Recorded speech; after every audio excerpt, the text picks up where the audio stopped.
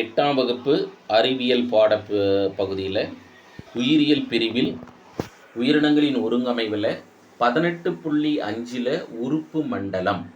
இதுவரை நம்ம செல்களை பற்றி பார்த்துட்டோம், திசுக்களை பற்றி பார்த்துட்டோம், உறுப்புகளை பற்றி பார்த்துட்டோம். உறுப்புகளுக்கு எடுத்துக்காட்டு கண்ணை பற்றி டீட்டெயிலாக பார்த்துட்டோம். அதற்கு அடுத்ததாக 18.5 8ஆம் வகுப்பில் உறுப்பு மண்டலம். எடுத்துக்காட்டாக இதயம், இரத்த குழாய்கள். என்னென்ன இரத்த குழாய்கள் இருக்குது அப்படின்னா, பிளட் வெசல்ஸில் பிளட் ஆர்டரிஸ் இருக்குது, வெயின் இருக்குது, கேப்லரி இருக்குது. தமனி, சிரை, இரத்த தந்துகிகள், இந்த மூன்றையும் நம்ம இரத்த குழாய்கள் என்று அழைக்கிறோம். அப்போ இதயமும் இரத்த குழாயும் சேர்ந்ததை நம்ம என்னென்னு படிச்சுட்டு இருக்கோம், இரத்த ஓட்ட மண்டலம், சர்க்குலேட்டரி சிஸ்டம் அப்படின்னு பார்க்குறோம். அடுத்ததாக மூக்கு வழியாக காற்று தொண்டை வழியாக சுவாச குழாயிலிருந்து கிளை குழல்கள் பிரிந்து நுரையீரலுக்குள் செல்கிறது மற்றும் உதரவிதானம் காணப்படுது. இவை ஒட்டுக்க நம்ம என்னவென்று குறிப்பிடுகிறோம் அப்படின்னா சுவாச மண்டலம் என்று குறிப்பிடுகிறோம், ரெஸ்பிரேட்டரி சிஸ்டம். அடுத்ததாக செரிமான மண்டலம். செரிமான மண்டலத்தில் செரிமான சுரப்பிகள், செரிமான பாதைகள் பங்கேற்கும். வாயில் தொடங்கி மலவாழ் வரை செரிமான மண்டலம் இயங்குகிறது. வாய்க்கு அடுத்து பார்த்திங்கன்னா உணவு குழலுக்கு அடுத்து இரைப்பைக்கு அடுத்து முன்சிறுகுடல், அதுக்கடுத்தது பின் சிறுகுடல், அதுக்கடுத்து முன்சிறுகுடல், நடுசிறுகுடல், பின் சிறுகுடல், பெருங்குடல், மலக்குடல், மலவாய் என்று செரிமான பாதை இருக்கிறது. செரிமான உறுப்புகள் கல்லீரல், அடுத்ததாக கணையம், செரிமான உறுப்புகள் இவை இணைந்ததை நம்ம செரிமான மண்டலம் என்றும். அடுத்ததாக நாளமில்லா சுரப்பி மண்டலம். நம்ம மூளையில் நாளமில்லா சுரப்பியாக பிட்டூட்டரி, ஹைப்போதலாமஸ், பீனியல் உறுப்பு காணப்படுகிறது, பீனியல் சுரப்பி காணப்படுது. அதுக்கு அடுத்தது நம்ம குரல் பகுதியில், சுவாச பகுதியில் தைராய்டும் பாராதைராய்டும் இருக்கிறது. அதற்கடுத்து இதயத்திற்கு மேலே தைமஸ் என்கின்ற நாளமில்லா சுரப்பி இருக்கிறது. அதுக்கடுத்து வயிற்று பகுதியில் கணையம் என்ற நாளமுள்ள மற்றும் நாளமில்லா சுரப்பி இருக்கிறது. அதற்கடுத்து சிறுநீரகத்துக்கு மேலே அட்ரினல் சுரப்பி இருக்கிறது. அதுக்கடுத்தது ஆணுக்கு ஆணினப்பெருக்க மண்டலமும் பெண்ணுக்கு பெண்ணினப்பெருக்க மண்டலத்திலேயும் நாளமில்லா சுரப்பிகள், விந்தகம், அண்டகம் இருக்கின்றன. அதற்கு அடுத்ததாக எலும்பு மண்டலத்தில் அச்சு சட்டகம், இணை உறுப்பு சட்டகம் அப்படின்னு நம்ம படிச்சிருப்போம். அச்சு சட்டகத்தில் 80 எலும்புகள் இருக்கிறது. இணை உறுப்பு சட்டகத்தில் 126 எலும்புகள் இருக்கிறது. மொத்தம் 206 எலும்புகள் உடலினுடைய ஒரு ஃப்ரேம் ஒர்க்காக இருக்காங்க. அதை பற்றி மொத்தம் மண்டலமாக இருக்கிறது எலும்பு மண்டலம். எடுத்துக்காட்டாக பாருங்களேன், தலையில் 22 எலும்பு இருக்கும், முகத்தில் 14 எலும்பு இருக்கும். அதுக்கடுத்தது முதுகுப்புறத்தில் 33 எலும்பு இருக்கும். அதுக்கடுத்து மார்பு பகுதியில் விலா எலும்பு அப்படின்னு பார்க்கும்போது 24 விலா எலும்புகள் இருக்கும். காதில் 2 காதுலேயும் 6 மிக மென்மையான எலும்புகள் இருக்கும். ஒரு கையில் 30 எலும்பு, இன்னொரு கையில் 30 எலும்பு, ஒரு காலில் 30 எலும்பு, இன்னொரு காலில் 30 எலும்பு. நான் சொன்னது எல்லாத்தையும் கூட்டினோம்னா 206 எலும்பு வரும் சார். அப்போ அது எலும்பு மண்டலம். அதற்கு அடுத்ததாக தடைக்காப்பு மண்டலம். என்ன தடைக்காப்பு மண்டலம் அப்படின்னா நோய் தடைக்காப்பு மண்டலம். வைரஸ், பாக்டீரியா, பூஞ்சைகள், ஒரு செல் ஒட்டுண்ணிகளின் மூலம் வரக்கூடிய நோய் தொற்றுகளிலிருந்து பெரும்பாலும் நம்மை காப்பது தடைக்காப்பு மண்டலம், நோய் தடைக்காப்பு மண்டலம். எடுத்துக்காட்டாக முதன்மையான நோய் தடைக்காப்பு உறுப்புகள் இருக்கிறது, 2ஆம் நிலை நோய் தடைக்காப்பு இருக்கிறது. தைமஸ் என்பது முதல்நிலை நோய் தடைக்காப்பு, எலும்பு மஜ்ஜை என்பது முதல்நிலை நோய் தடைக்காப்பு. 2ஆம் நிலை நோய் தடைக்காப்பாக நிணநீர் முடிச்சுகள், மண்ணீரல் அப்படின்னு இருக்கு. அடுத்தது நம்ம மனித சுவாச மண்டலத்தை பற்றி எடுத்துக்காட்டாக பார்க்குறோம். இப்போ மனித சுவாச மண்டலத்தை பார்க்குறோம். சுவாச மண்டலத்தில் சுவாச பாதை இருக்குது. என்னென்னலாம் சுவாச பாதை இருக்குது? முதல்ல மூக்கில் 2 நாசி துளைகள் இருக்குது. இந்த நாசி துளைகள், இங்கே நாசி துளைகள்னு கூட போட்டுக்கலாம் ஃப்ளூரலில், ஏன்னா 2 துளை இருக்குல்ல. மூக்குக்கு அடுத்து 2 நாசி துளைகள் இருக்குது. இந்த நாசி துளை வழியாக நீளும்போது நாசி குழி இருக்குது. நாசி குழியில் இரத்த நாளங்கள் காற்றை இதமாகனாக்க ஒரு வெதுவெதுப்பா வெப்பமாக வைத்துக் கொள்கிறது. காற்றை உள்ளிழுக்க நாசி துளைகள் பங்காற்றுகிறது. நாசி குழியில் என்னெல்லாம் இருக்குது அப்படின்னு தேடினீங்கன்னா ரோமங்கள் இருக்குது இல்லை ஹேர். அதுக்கடுத்தது கோழை சுரப்பி இருக்குது. இந்த கோழை சுரப்பி என்ன பண்ணும் அப்படின்னா கோழையே சுரக்குது. கோழைன்றது வேற ஒன்றும் இல்லை, இந்த சளின்னு சொல்கிறோம் பார்த்தீங்களா, அதுதான் சார். இப்போ இங்கே நம்ம சுவாச மண்டலத்தில் காற்றின் வழியாக வரக்கூடிய தூசுகளை ரோமங்கள் மற்றும் கோழை சுரப்பி சுரக்கக்கூடிய கோழைகளின் மூலமாக தடுத்து நிறுத்தி ஸ்னீஸ் அண்டு காஃப் தும்பல் மற்றும் இரும்பலின் மூலமாக வெளியேற்றப்படுகிறது. இல்லை, தும்பல் மற்றும் இரும்பலின் மூலமாக. அதான் நம்ம இங்கே கொடுத்துருக்கோம் பாருங்க, ரோமங்களும் கோழைகளும் இணைந்து தூசு மற்றும் நுண்ணுயிரிகளை வடிகட்டுகின்றன. அப்போ இங்கே ஃபில்டர் பணியை செய்கிறாங்க. இல்லைன்னா நேரடியாக போச்சுன்னா இப்போ இருக்கக்கூடிய ஹேர் பொல்யூஷனில் பெரும்பாலும் டெய்லி சிக்காக தான் நம்ம மாறணும். அப்போ நம்ம சிக்கா இல்லாமல் இருக்கிறதுக்கு என்ன காரணம்னா ரொம்ப அழகாக ரொம்ப பியூட்டிஃபுல்லாக நம்மளுடைய மூக்கில் ரோமங்கள் இருக்குது. அதுக்கடுத்தது கோழை சுரந்துக்கிட்டே இருக்குது. இவங்க என்ன பண்ணுறாங்க, அங்கே ட்ராப் பண்ணுறாங்க, வெடிக்கிட்டுறாங்க. அதுக்கு அடுத்த பகுதி எது அப்படின்னா மூச்சுக்குழல். மூச்சுக்குழலை ஆங்கிலத்தில் ட்ரெக்கியா அப்படின்னு சொல்லுவோம். ட்ரெக்கியா கட்டாயம். இந்த ட்ரெக்கியா மீளும் தன்மை கொண்டது. ஏன் அப்படின்னா இது குருத்தெலும்புகளால் ஆனது. எடுத்துக்கிட்டால் காதை பிடிச்சி நம்ம இழுக்கலாம். கரெக்டாக காது மடல் இருக்குது பார்த்தீங்களா, வெளிப்புற காது மடல், அது எதனால் ஆனதுன்னா குருத்தெலும்பால் ஆனது. அதனால தான் என்ன பண்ணுறாங்க, காதில் அங்கங்கே குத்துறாங்க. குத்தி இழுத்து வேற ஒரு நகையை மாட்டுறாங்க. பெண்களாக இருந்தாலும் ஆண்களாக இருந்தாலும். இதுவே வேறு இடம்லாம் பண்ண முடியுமான வாய்ப்பே இல்லை. அப்போ இயற்கையில் குருத்தெலும்பு, அந்த குருத்தெலும்பு தான் மூச்சுக்குழல் சார். அப்போ இது மீளும் தன்மை கொண்டது. அடுத்ததாக கழுத்து மற்றும் மார்பறை பாதி அளவு வரை பரவி காணப்படுது மூச்சுக்குழல். அடுத்து தொண்டைக்கும் மூச்சுக்குழலுக்கும் இடையே சிறிய காற்று பாதை இருக்குது. இதுக்கு பேர் குரல் வலை. இப்போ நான் பேசிக்கிட்டே இருக்கிறேன். ஆமாம் சார், நீங்கள் பாட்டுன்னு பேசிகிட்டே தான் இருக்கீங்க. அப்போ நான் பேசுகிறது அழகாக ஒளி வடிவத்தோடு உங்களுக்கு இனிமையாக கேட்கும்னு நினைக்கிறேன், இல்லை அல்லது அறிவியல் பூர்வமாக கேட்கும்னு நினைக்கிறேன், அல்லது உயிரியல் ரீதியாக கேட்கும்னு நினைக்கிறேன். அப்படி கேட்குறதுக்கு எங்கேருந்து வைப்ரேட் ஆகி இந்த ஒலி வருகிறது என்றால் லேரிங்ஸ். இங்கிலீஷில் லேரிங்ஸு, தமிழில் குரல் வலை. இவை தசை மடிப்புகளால் ஆனது, மேலும் காற்றை அதிர்வடைய செய்கிறது.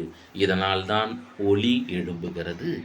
இல்லை, அடுத்ததாக மூச்சு கிளைக்குழல். இப்போ நம்ம ட்ரெக்கியாவை பற்றி டீட்டெயிலாக பார்த்துட்டோம். அதுக்கு அடுத்ததாக மூச்சு கிளைக்குழாய். இது இரண்டாக பிரிந்து 2 நுரையீரலுக்குள் நுழைகிறது. நம்ம சுவாச உறுப்பாக மனிதனின் சுவாச உறுப்பு 2 நுரையீரல்கள், வலது மற்றும் இடதுபுற நுரையீரல். அந்த 2 நுரையீரலுக்குள்ளார மூச்சு கிளைக்குழல் இரண்டாக பிரிந்து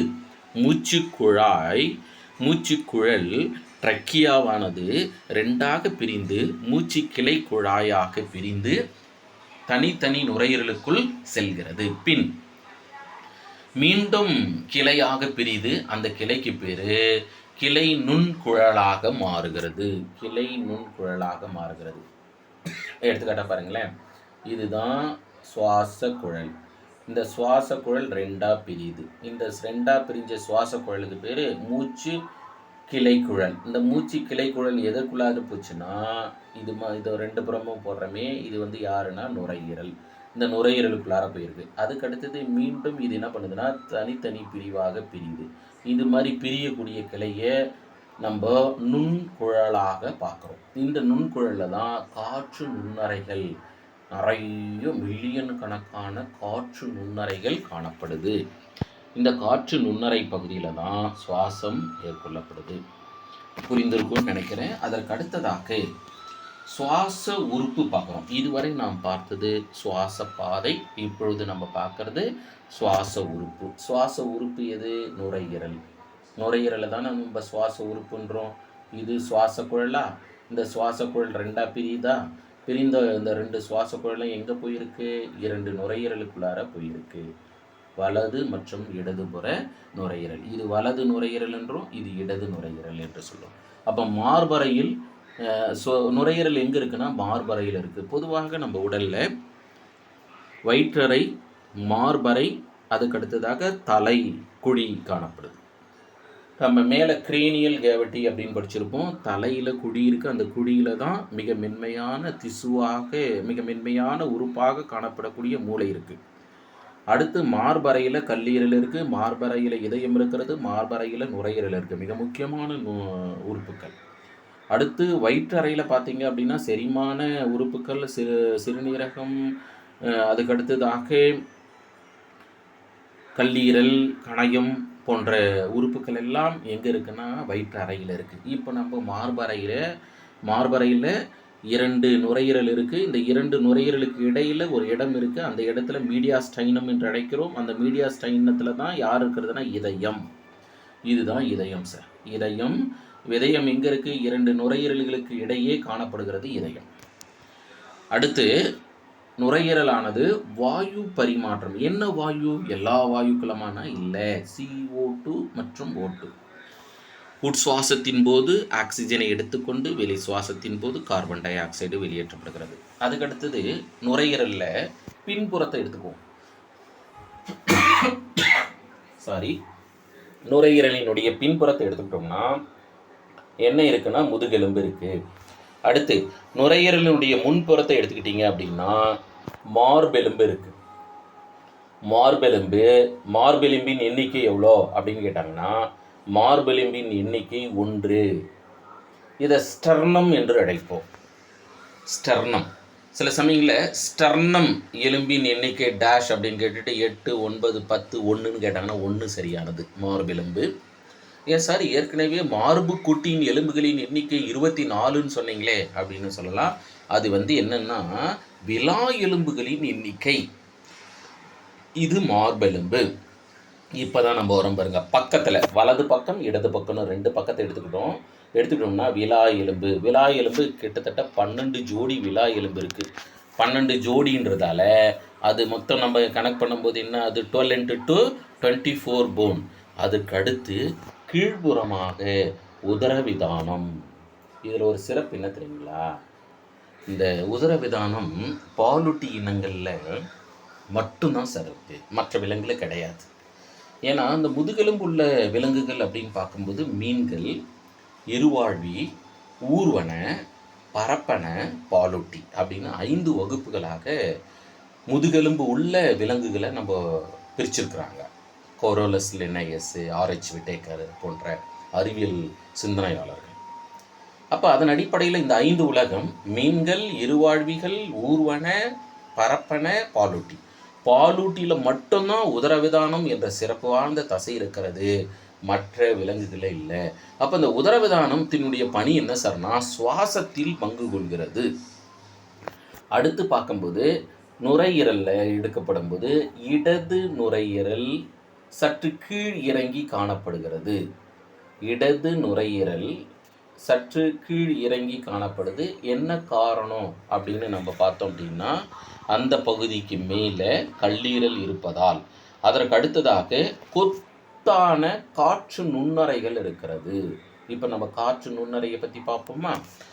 ரொம்ப முக்கியமான ஒரு பகுதிக்கு வந்துட்டோம், காற்று நுண்ணறை அப்படின்னு சொல்லிட்டு.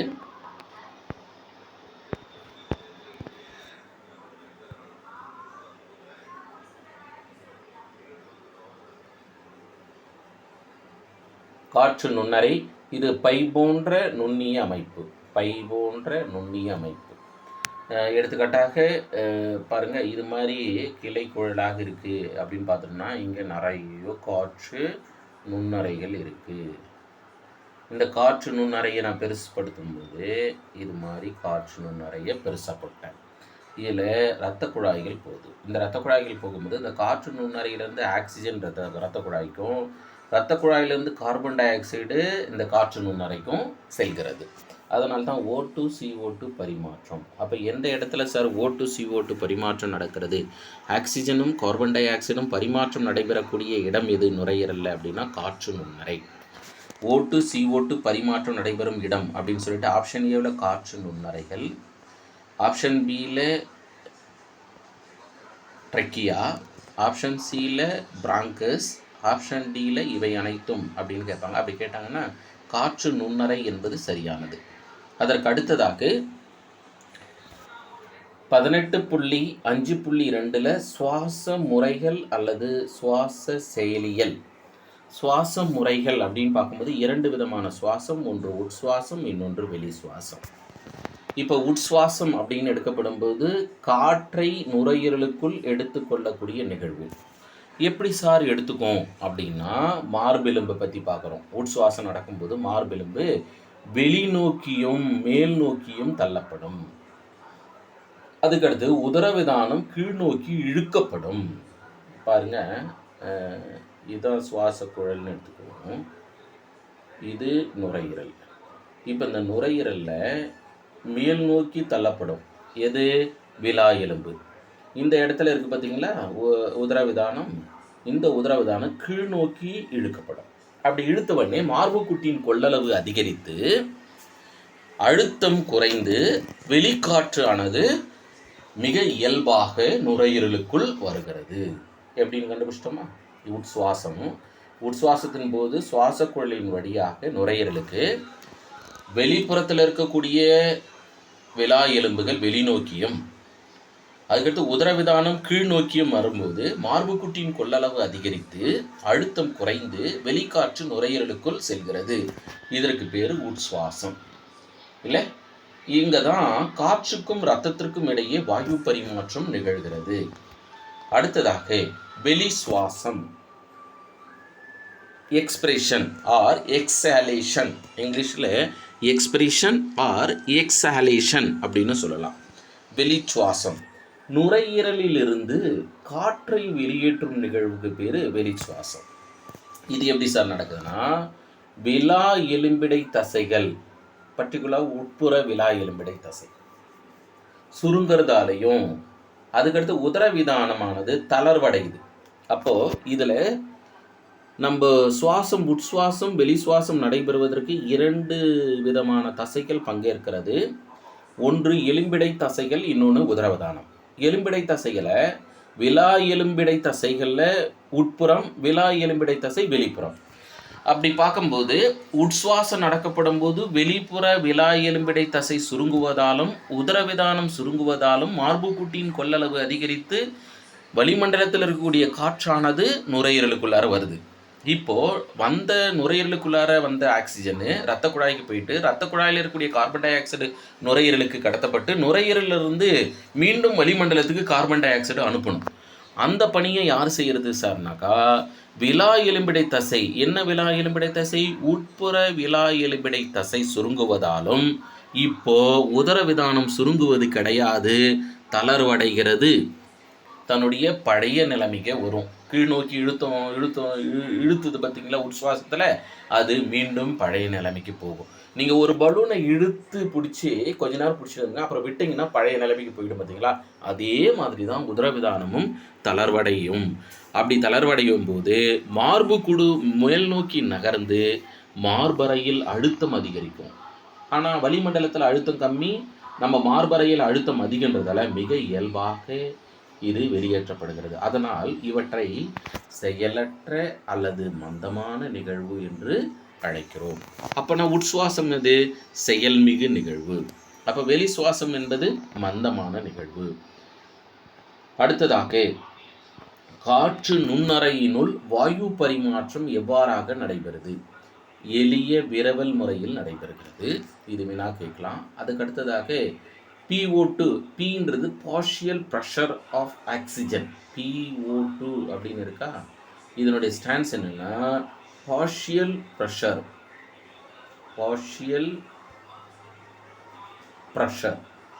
தமிழில் பகுதி அழுத்தம் அப்படின்னு சொல்லுவோம். Partial pressure of O2, PO2 அப்படின்றது, Pன்றது பார்ஷியல் ப்ரெஷர் ஆஃப் O2 அப்படின்னா பகுதி ஆக்சிஜன் பகுதி அழுத்தம். இப்போ ஆக்சிஜன் பகுதி அழுத்தம் என்னன்னு பார்க்கலாமா? ஆக்சிஜன் பகுதி அழுத்தம் PO2 வேறுபாட்டால் காற்று நுண்ணறையில் உள்ள ஓட்டு இரத்தத்தில் எளிய விரவல் மூலம் செல்கிறது. பாருங்க, இதை நம்ம ஃபார்முலாவில் போட்டிருக்கோம். ஃபார்முலாவில் HB+O2, HBன்றது ஹீமோகுளோபின், HB அப்படின்றது ஹீமோகுளோபின் ப்ளஸ் ஆக்சிஜனோடு பிணைந்து ஆக்சி ஹீமோகுளோபின், ஹீமோகுளோபின் ஆக்சிஜனோடு பிணைந்து ஆக்சி ஹீமோகுளோபினாக மாறுது. இதயத்திற்கு நுரையீரலிருந்து ரத்தம் கொண்டு வரப்படுகிறது. இதுதான் உடலின் மற்ற பாகங்கள், உடலின் அனைத்து பகுதிகளுக்கும் கடத்தப்படுகிறது. அப்புறம் உடல் பகுதியில் O2CO2 பரிமாற்றம் நடக்கிறது. இவ்வாறாகத்தான் உட்சுவாசமும் வெளி சுவாசமும் நடைபெறுகிறது. அனைவருக்கும் புரிஞ்சிருக்கும்னு நினைக்கிறேன்.